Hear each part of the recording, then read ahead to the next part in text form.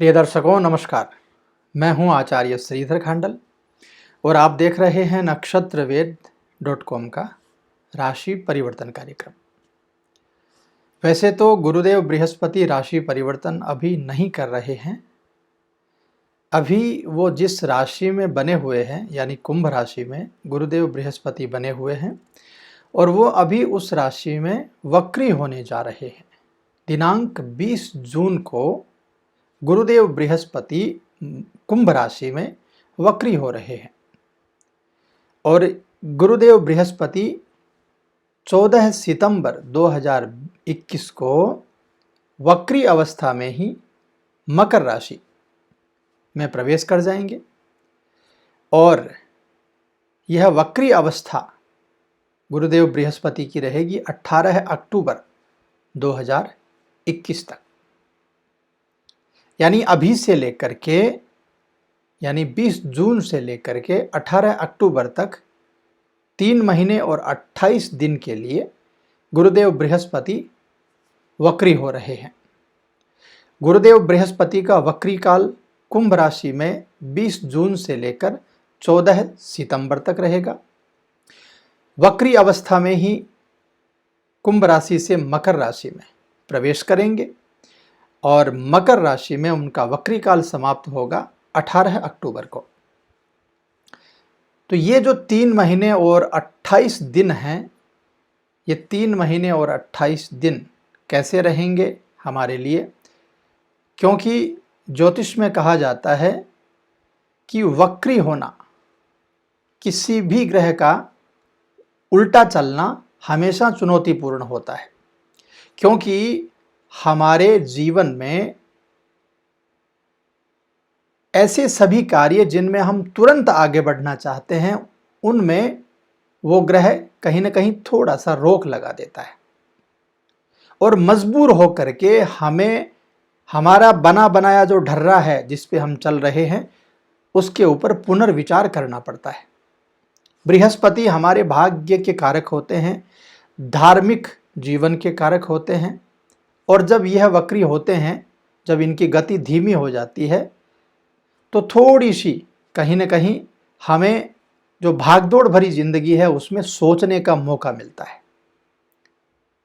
बृहस्पति देव वक्री होकर के हमें अधिक ज्ञान प्राप्त करवाने की कोशिश करते हैं, अधिक धार्मिक बनाने की कोशिश करते हैं, हमारे जीवन को दर्शन से जोड़ना चाहते हैं, हमारे जीवन में ज़्यादा अभ्यास लाना चाहते हैं, आंतरिक विकास को बढ़ाना चाहते हैं।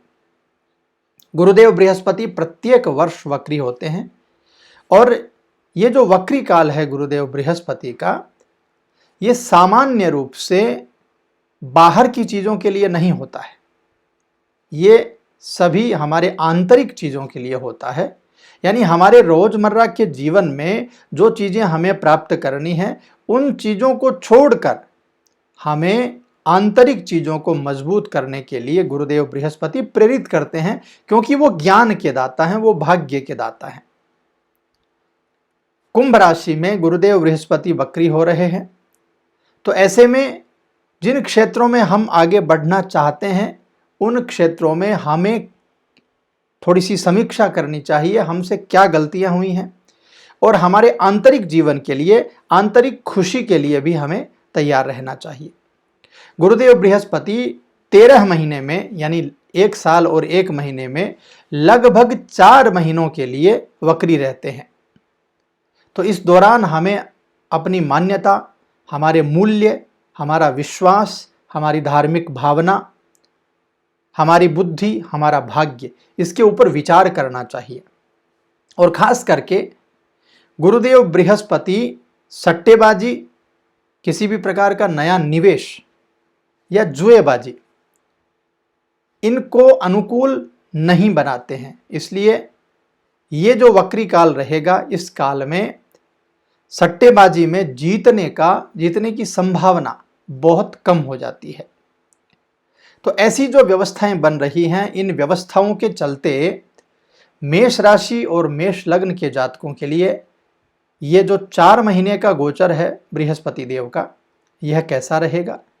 4 महीने में 20 जून से लेकर के 14 सितंबर तक, यानी लगभग जुलाई पूरी, सितंबर के 14 दिन और जून के 10 दिन, कुल मिलाकर के 30, 10, 40, 50 और 54 दिन के लिए बृहस्पति वक्री रहेंगे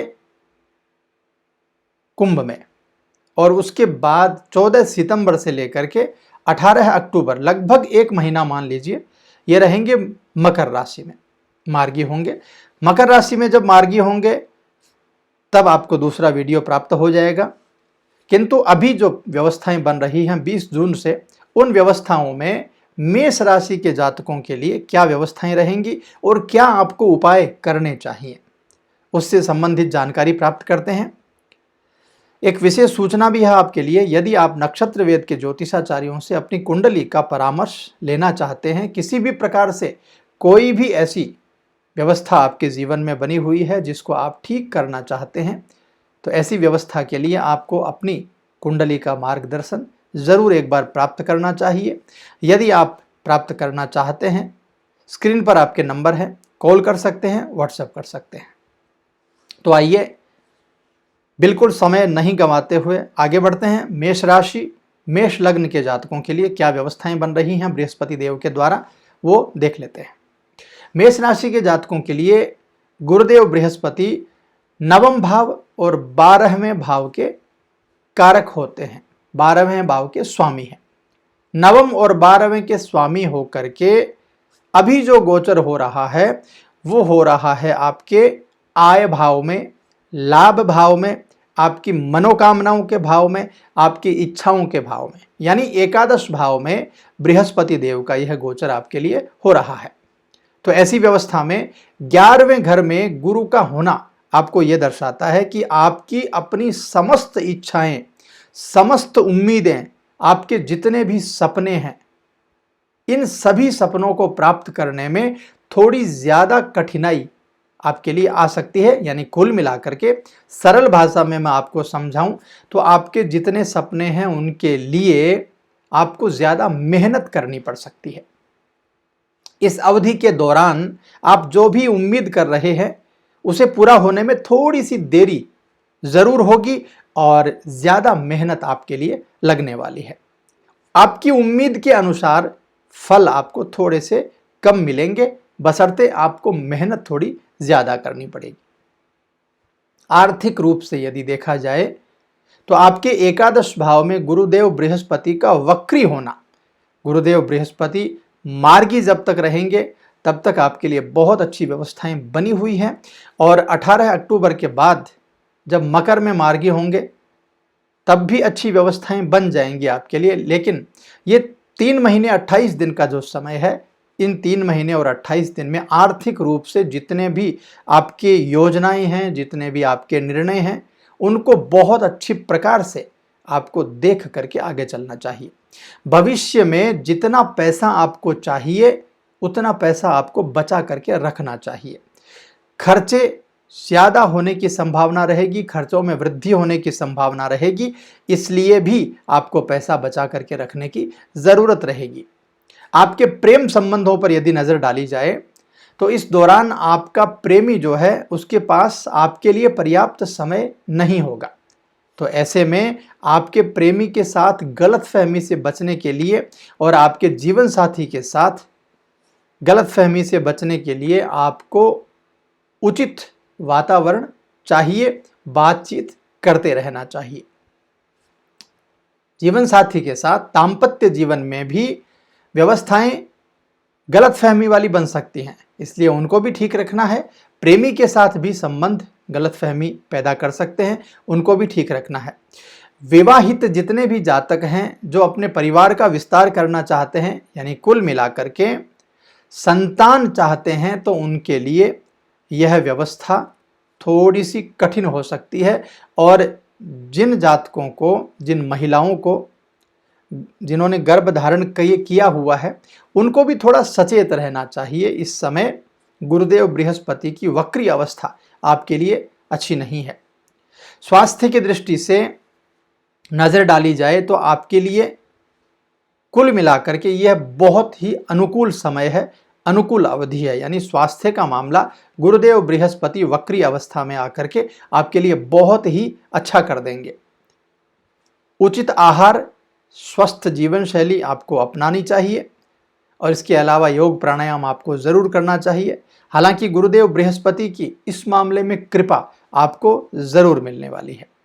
इसके अलावा जितना पैसा आपका अटका हुआ है कहीं भी, उसको गुरुदेव बृहस्पति वक्र अवस्था में आपके पास लाने की व्यवस्था जरूर कर देंगे।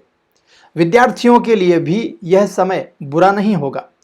हालांकि विद्यार्थियों को थोड़ी ज्यादा मेहनत करने की आवश्यकता जरूर रहेगी।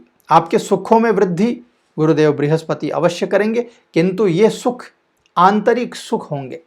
यानी आपके आंतरिक सुखों में गुरुदेव बृहस्पति की कृपा से वृद्धि जरूर होगी। आपके धार्मिकता को गुरुदेव बृहस्पति बढ़ा देंगे, आपके भाग्य पक्ष को गुरुदेव बृहस्पति बढ़ा देंगे, किंतु जीवन शैली में कहीं ना कहीं आपको सुधार करने की जरूरत होगी। आपको आंतरिक एक नजर डालने की जरूरत रहेगी, ताकि आप अपने अंदर की जो बुराइयां हैं उनको समाप्त करके ये 4 महीने के समय में अपने जीवन को सही प्रकार से पटरी पर ला सकें। गुरुदेव बृहस्पति एकादश भाव में विचरण कर रहे हैं और आपके 9वें भाव के कारक भी हैं, आपके 12वें भाव के कारक भी हैं। तो ऐसे में 9वें भाव से आपके भाग्य को वो इतना मजबूत कर देंगे कि आपके जितना खर्चा होने वाला है उतना पैसा कहीं ना कहीं से आपको जरूर व्यवस्था बन जाएगी। इसलिए ज्यादा परेशानी या ज्यादा मन में ऐसा विचार आपको नहीं रखना चाहिए जिससे आपके कोई मानसिक तनाव बन जाए। नौकरी पेशा जो जातक हैं उनके लिए थोड़ी सी ज्यादा भागदौड़ हो सकती है, या यूं कह लीजिए कि आपको यदि कहीं ना कहीं थोड़ा सा भी ईगो है, थोड़ा सा भी अहंकार है आपके अंदर, तो नौकरी को बचाने में बड़ी मशक्कत आपको करनी पड़ सकती है। इसलिए ईगो को दूर कर दीजिए और अपनी नौकरी को बचाने की कोशिश कीजिएगा। और यदि आपकी नौकरी नहीं लग पा रही है तो ऐसे में आपको थोड़ी ज़्यादा मेहनत करनी चाहिए, ज़्यादा एफर्ट्स डालने चाहिए। जिन जातकों को घर, जमीन, मकान आदि बेचना है या खरीदना है, उनके लिए भी कुल मिलाकर के बृहस्पति देव थोड़ा डिले ज़रूर कर देंगे। यानी कुल मिलाकर के कहें तो आपको इस समय निवेश जितना भी करना है उसका थोड़ा सा ख्याल ज़रूर रखना है। तो मेरे हिसाब से सभी जितने भी पॉइंट हैं वो मैंने कवर किए हैं। यह कार्यक्रम आपको कैसा लगा कमेंट करके ज़रूर बता दीजिएगा। यदि अच्छा लगा हो तो लाइक, शेयर, सब्सक्राइब ज़रूर कर दीजिएगा। आइए अब बताता हूँ आपको उपाय। क्या उपाय करना है? उपाय के मामले में सबसे ज़्यादा कठिन समय होगा आपके लिए आर्थिक दृष्टि से, और आर्थिक दृष्टि से कठिन समय जब होता है तो भगवती महालक्ष्मी की शरण हमें ग्रहण करनी चाहिए। भगवती महालक्ष्मी की उपासना हमें इस समय में ज़रूर करनी चाहिए। श्री सूक्त का पाठ, यदि आपको श्री सूक्त याद है या श्री सूक्त आता है तो श्री सूक्त का पाठ आपको ज़रूर करना चाहिए। इसके अलावा आप कनक धारा स्तोत्र का पाठ भी कर सकते हैं भगवती महालक्ष्मी की उपासना के साथ। तो ये उपाय आप ज़रूर करिए, इससे बहुत सारे लाभ आपको मिलेंगे और ये 4 महीने का जो समय है वो बड़े आराम से आपका निकल जाएगा। बृहस्पति देव की बड़ी अच्छी कृपा आपके ऊपर हो जाएगी। तो यह कार्यक्रम आपको कैसा लगा कमेंट करके मुझे ज़रूर बताइएगा। यदि अच्छा लगा हो तो लाइक, शेयर, सब्सक्राइब कर दीजिएगा। और मैं मिलता हूँ आपसे नए कार्यक्रम में, नई जानकारी, नया टॉपिक लेकर। तब तक के लिए खुश रहिए, आनंदित रहिए, भगवान की कृपा को महसूस करते रहिए, अपने घर में रहिए, सुरक्षित रहिए। ओम नमः शिवाय।